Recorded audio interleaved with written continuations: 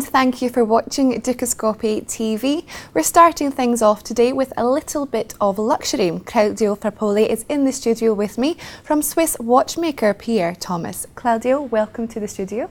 Thank you very much, Monica. Lovely to see you. Now, if we start just by tell us a little bit about Pierre Thomas, please. What inspires the pieces that you're creating? So, Pierre Thomas, it's a connection of two people. One is Pierre, one is Thomas. So they decided, because they know each other since a lot of years, they decided to renovate it old movement and then to give them a new cloth. So this is the goal of our company from the beginning. So we started with old historical movement from 1870, and we decided to renovate them and then to make a watch with them.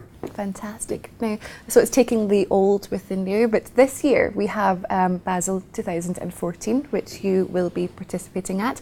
So what are Pierre Thomas going to bring to the table, and what are you hoping to get from it as well? So we hope that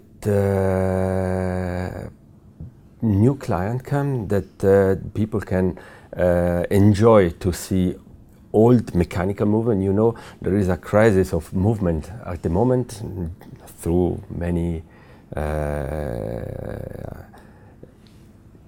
other companies.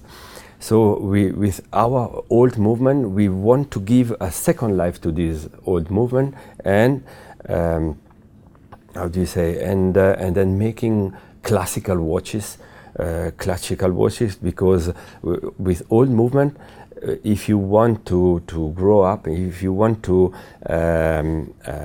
give them a second life, it's not so easy to make a design, a fashion design, because fashion design, after 2-3 years, you put your watch in a corner and then you forget it.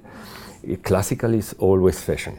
Definitely. Now, you find yourself in Switzerland, in the watchmaking capital of the world, basically, which makes perfect sense. But at the same time, how do you try to stand out from the crowd and, you know, make your choice be the choice? Because we think that Switzerland is very important for watchmaker. It's the center of the world of watchmaker, and then we think to give a sense of the history. It's our goal. So the history is now we are able to make so beautiful watches, but we can do it because there is a long history. Okay, so you touched on it earlier, but do you prefer the more classic pieces, or keeping something which is new and which is on trend? How do you get a mixture of both, really? Maybe it's because Pierre and Thomas, they come from the history of the watches. So they grow up in the big company of Swiss watches, and this big company, they are all classical companies. And you're talking about this old movement. Perhaps we can look at some of the watches and see what you mean by this. So the start is this one. This is the tourbillon from Pierre Thomas. The movement who is inside is a movement from 1870. So we decided to renovate the movement and to put a tourbillon. The tourbillon is a result of 4 years study of development and realizing. It sounds, I mean, it's a watch, you know, but there's so much behind it, so much story behind it, and so much thought, which obviously goes into it. It's fascinating, really. It's, how do you say, it's a passion of watchmaker that we are. And then, as I said, the watch looks so big, but it's big because it was a pocket watch movement. Of course, and it's so intricate, the movements. Now, one of the things which is quite interesting is that despite the financial crisis, luxury was always still, you know, in high demand. People still expect quality or want quality. So how do you, with this in mind, still continue to create fantastic pieces, but adapt to the different, you know, markets that things are happening?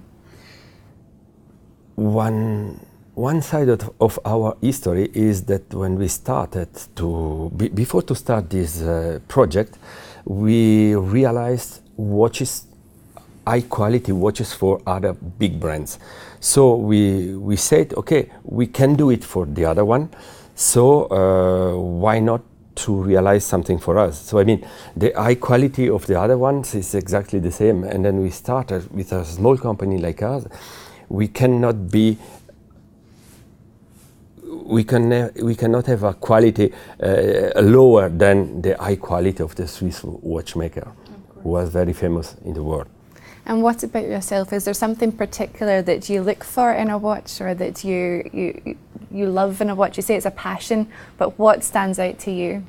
So as I said, the start was this old movement from 1870, and then we realized other watches with other movement from 1920 to 1930. So you can see the watches like this.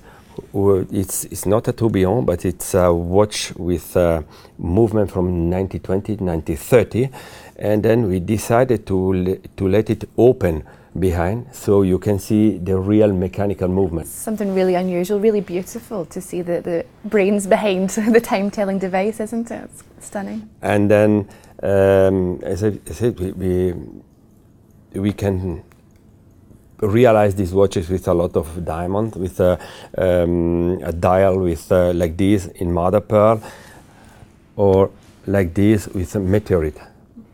Meteorite is stones coming from there.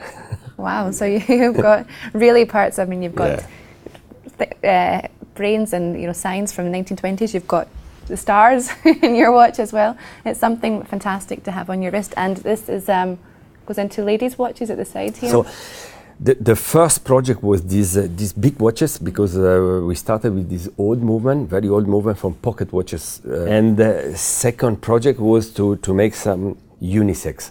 So we find a movement like this, with the movement from, is a mechanical movement from 1960, 1970, that we renovated and we made a watch with them. So this is a watch with a 39 millimeter diameter. It could be a unisex piece. So like this, maybe for a woman, you can let it very, very, very, how do you say, without diamond, and it could be a very classical man watch. Of course. Voilà.